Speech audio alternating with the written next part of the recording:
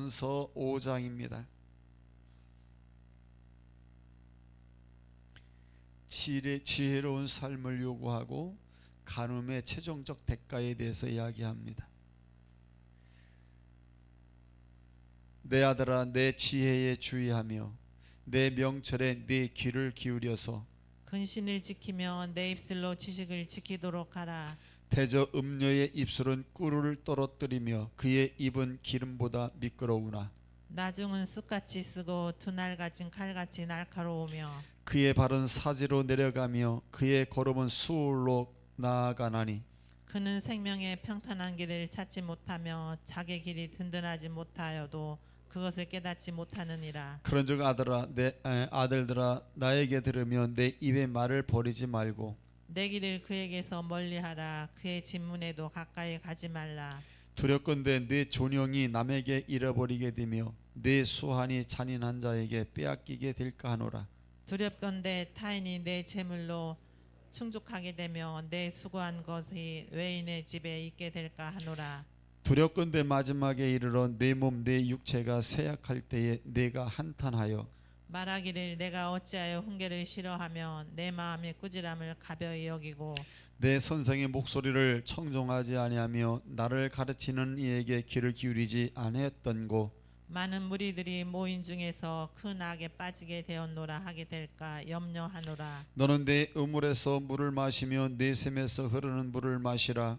어찌하여 내 샘물을 집 밖으로 넘치게 하며 내 도랑물을 거리로 흘러가게 하겠느냐. 그 물이 내게만 있게 하고 타인과 더불어 그것을 나누지 말라. 너의 샘으로 복되게 하라. 내가 젊어서 취한 아내들 즐거워하라. 그는 사랑스러운 암사슴 같고 아름다운 암노로 같으니 너는 그의 품을 항상 족하게 여기며 그의 사랑을 항상 연모하라. 내 아들아, 어찌하여 음녀를 연모하겠으며 어찌하여 이방 계집의 가슴을 안겠느냐. 대저 사람의 길은 여호와의 눈앞에 있나니 그가 그 사람의 모든 길을 평탄하게 하시느니라.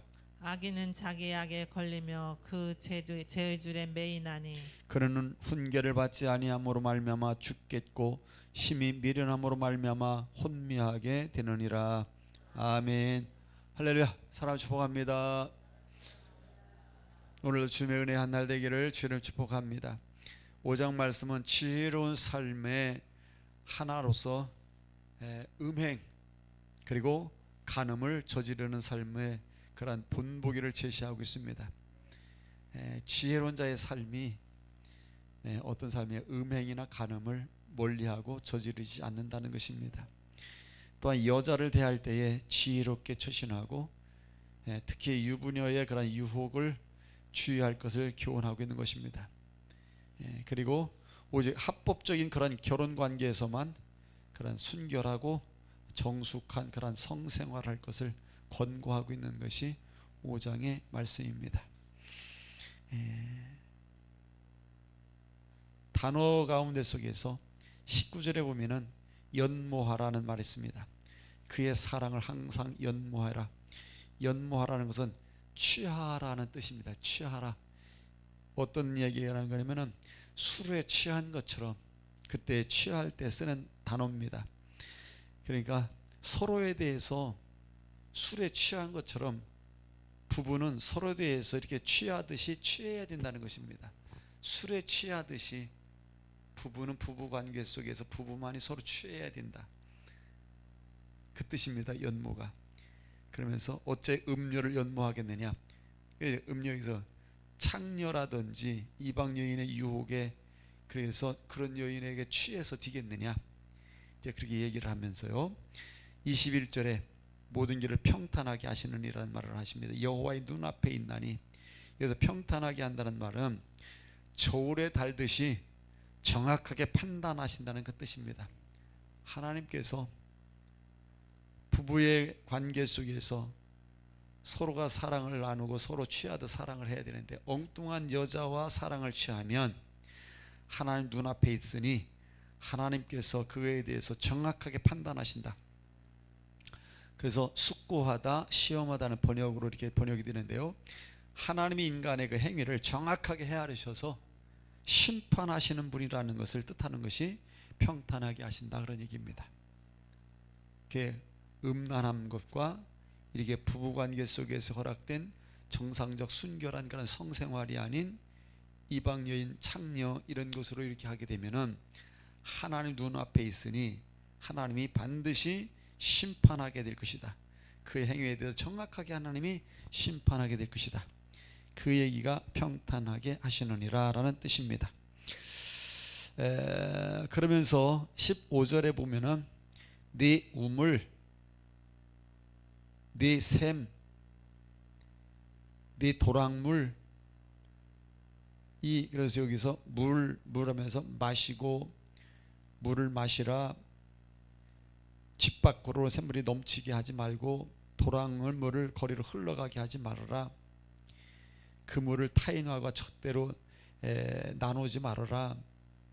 내 샘으로 복되게 하라.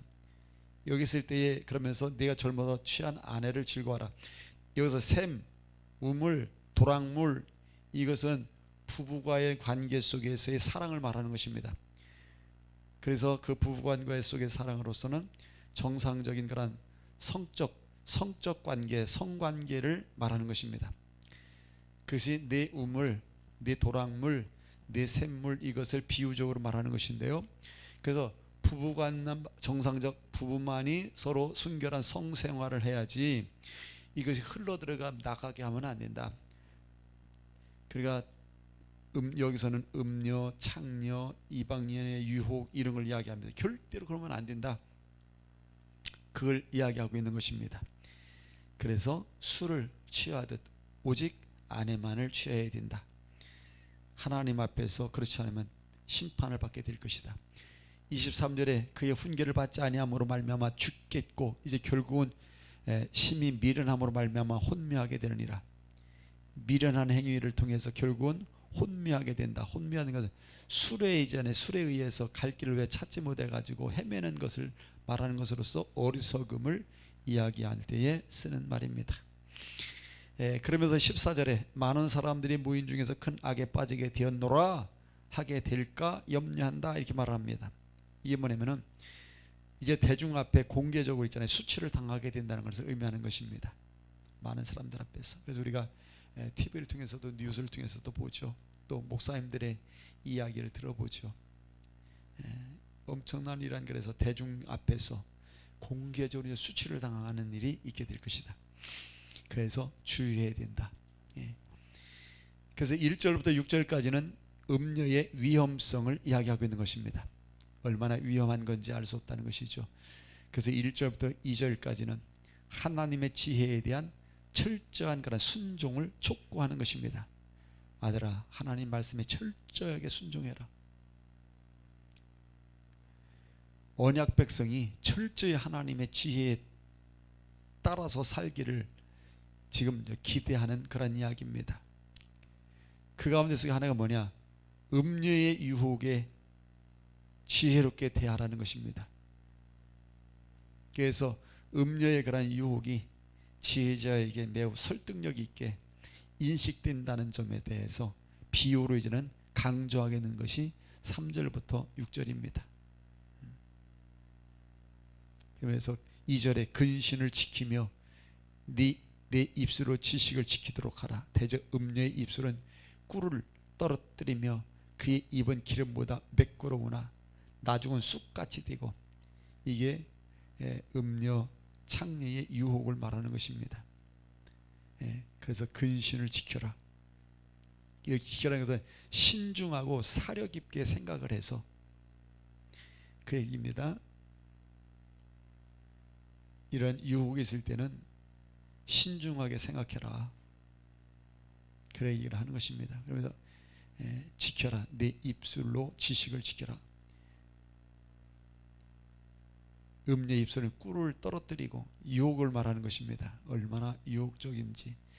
그의 말이 기름보다도 미끄러우니, 그 말 한마디가 얼마나 마음을 빼앗고 이끌어가는지 그걸 얘기하는 것입니다.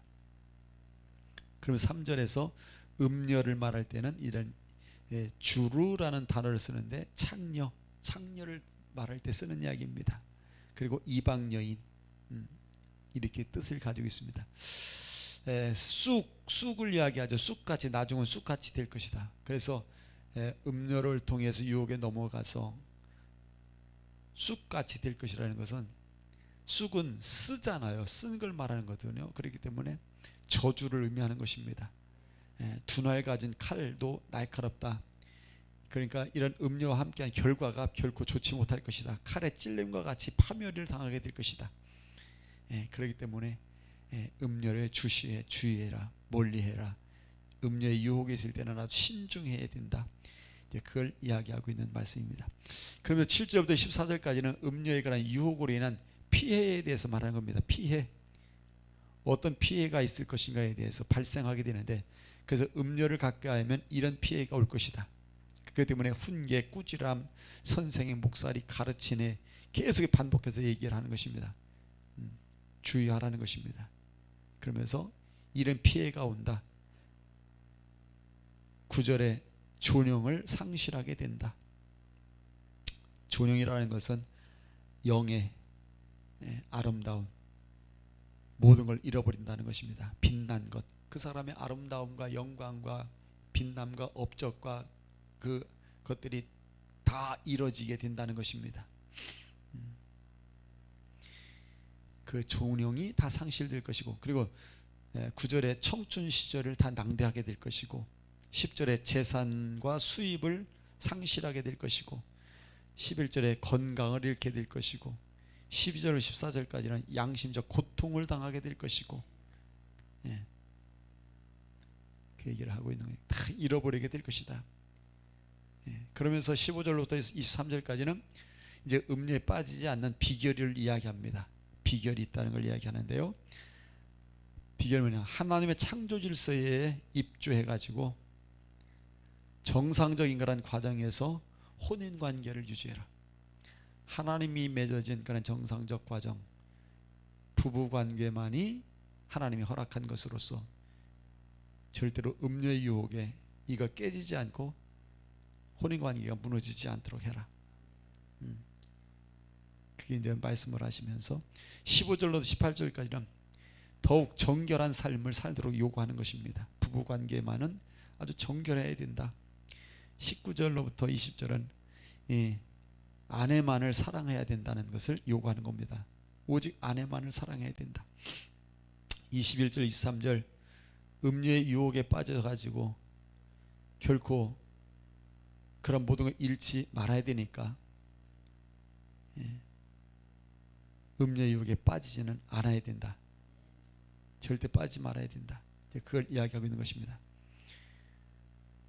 그래서 아내와의 그런 정상적인 그런 사랑 관계, 성적 관계를 정결에 대해서 이제 표현한 겁니다. 우물, 샘물, 샘, 도랑물, 이건 다 그거에 대한 표현입니다.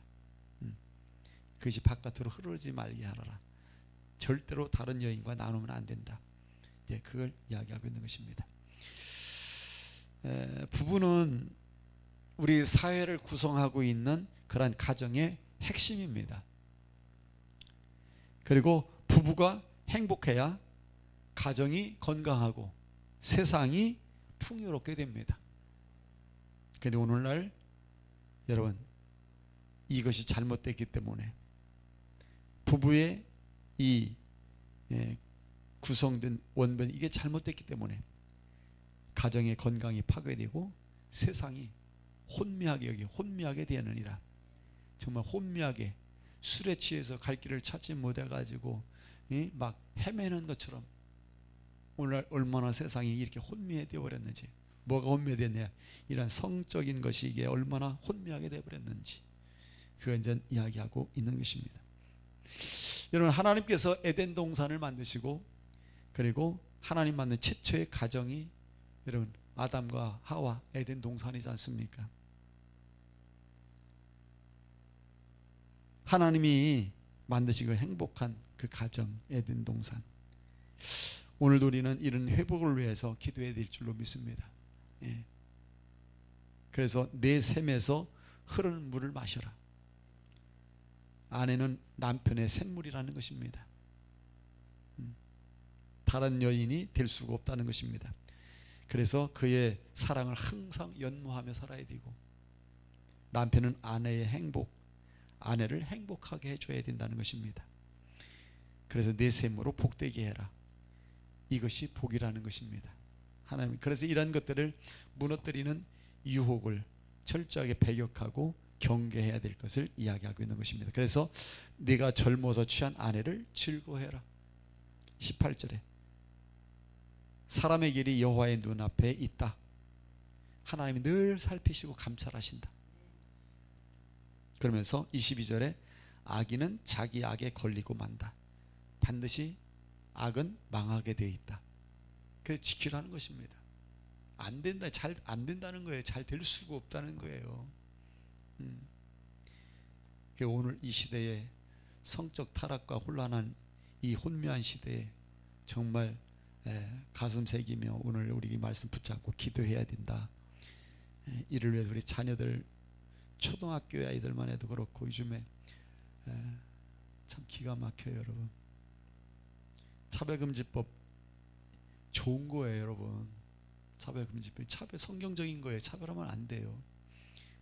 근데 그 가운데 속에 동성애까지도 포함되어서 차별은 안 된다고 하는, 이걸 합법적으로 만들어내려고 그러니까 이걸 경계하는 것이고 이걸 안 된다고 막아야 되는 겁니다. 요즘 초등학교 아이들도 벌써 4학년, 5학년, 6학년 뭐 성관계를 한 아이들이 몇 프로가 돼요. 여러분, 충격적인 이야기를 많이 하잖아요. 이 문란한 시대가 됐다는 이야기를 하는 거죠. 그렇기 때문에 소돔 고모라가 왜 무너지고 로마가 왜 무너지고 왜 이렇게 멸망했는가, 다 근본적인 것은 성적 타락에서 하나님의 심판이 이루어진 것인데, 그것이처럼 가정도 마찬가지, 개인도 마찬가지입니다. 하나님은 감찰하신다. 눈앞에서 일어나는 거 반드시 하나님은 평탄케 하신다. 심판하시는 분이 하나님이다. 이렇게 말씀을 하고 계시는 것입니다. 그래서 늘 우리가 기도하며 우리가 경계해야 될 것입니다. 자, 기도하겠습니다. 주여 아버지 하나님, 은혜와 사랑을 감사합니다. 하나님, 우리에게 지혜를 주시고 명철을 주셔서 근신을 지키며 세상 유혹을 이겨내며 분별할 수 있는 자들 될 수 있게 하소서. 성령 하나님, 우리를 늘 감찰하신다 하시오니 우리가 주님 앞에서 산다는 사실을 잊지 않게 하시고, 주님이 보고 계신다는 사실 속에서 이 음란한 세상 속에서 정결을 지킬 수 있게 하시고, 신랑 되신 예수님 앞에 부끄러움이 없는 삶을 살아갈 수 있는 저희들 되게 해 주시옵소서. 특별히 이 시대에 노출되어져 가는 우리 자녀들 하나님 지켜주시되 이런 음란의 유혹으로부터 지켜주시옵소서. 예수님의 이름으로 기도하옵나이다. 아멘.